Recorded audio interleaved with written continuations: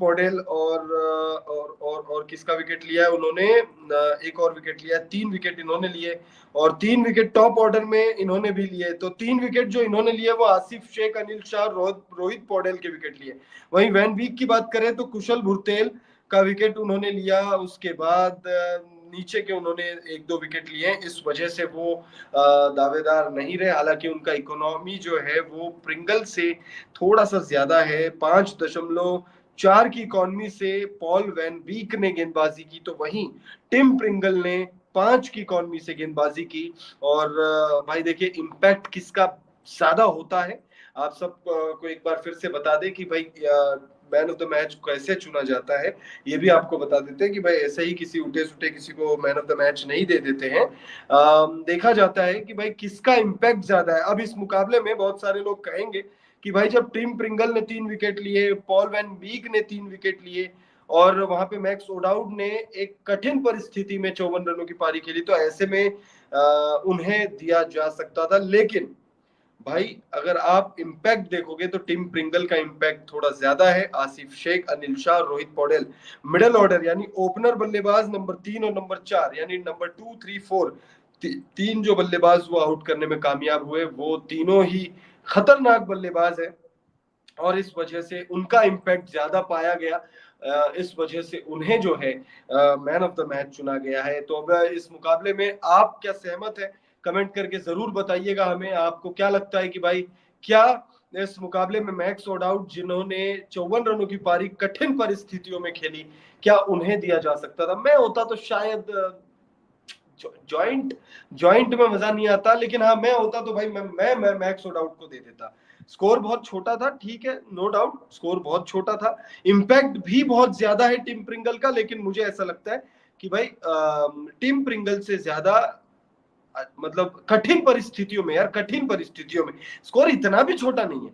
मतलब 2 associate nation खेल रहे हैं और ये मुकाबला जो है अंतिम ओवर तक गया है। नेदरलैंड्स की टीम जो है ऑलमोस्ट 19 ओवर तक पहुंच गई थी।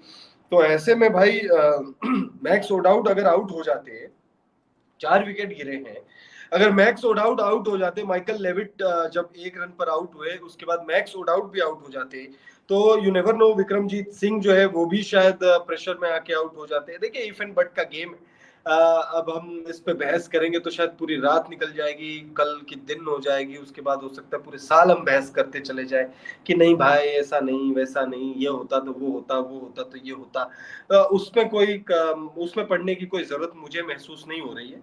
बट मुझे ऐसा लगता है कि भाई मैक्स ओडाउट को मैन ऑफ द मैच दिया जा सकता था। मेरे हिसाब से कठिन परिस्थितियों में बल्लेबाजी उन्होंने जो की वो ज्यादा इंपॉर्टेंट है, वो ज्यादा बड़ी बात है रेदर देन। देखिए नेपाल की टीम है, नेपाल की टीम थोड़ा दबाव में वैसे भी नेदरलैंड्स के खिलाफ रहने वाली थी। हमने आपको पिच रिपोर्ट में साफ कर दिया था कि भाई नंबर्स जो है नेदरलैंड्स के वो है, नंबर्स नेदरलैंड के नेपाल के खिलाफ बने हुए हैं।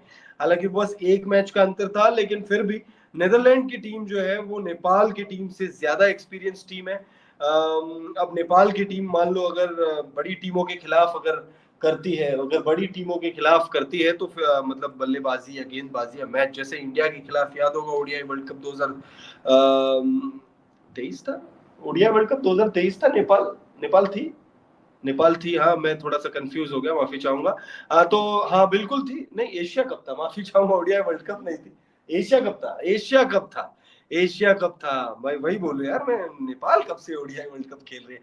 एशिया कप में रोहित वर्सेस रोहित का मैच हमने देखा था और उस मुकाबले में जब ऐसे बड़ी टीम के खिलाफ जब टीम खेलेगी, नेपाल जब इंडिया के खिलाफ खेलेगी, पाकिस्तान के खिलाफ खेलेगी, Australia, New Zealand, south Africa, Sri Lanka, Bangladesh के खिलाफ खेलेगी, अफगानिस्तान के खिलाफ खेलेगी, तब तो हम कह सकते करके कि भाई बहुत ज्यादा अंतर है। लेकिन लेकिन अगर आप देखें तो फिर नेदरलैंड्स भी, अगर आप देखोगे तो नेदरलैंड्स ऐसी टीम है जो बायलैटरल सीरीज इंडिया के साथ खेलती है बीच बीच में। कभी संजू सैमसन चले जाते हैं वहां पर, कभी हार्दिक पांड्या कप्तानी करने चले जाते हैं वहां पर, कभी ऋषभ पंत वहां पे चले जाते हैं कप्तानी करने के लिए। हमारे बड़े प्लेयर्स जो हैं जैसे रोहित शर्मा, विराट कोहली, जसप्रीत बुमराह, मतलब हार्दिक पांड्या, खैर एक वक्त होता था कि हार्दिक पांड्या भी नहीं जाते थे, लेकिन फिर एक वक्त ऐसा आया जब हार्दिक पांड्या बतौर कप्तान चले गए थे नेदरलैंड। तो भाई हम जाते हैं, नेदरलैंड्स हो गया, आयरलैंड आयरलैंड हो गया, ये जो टीमें हैं इनके साथ खेल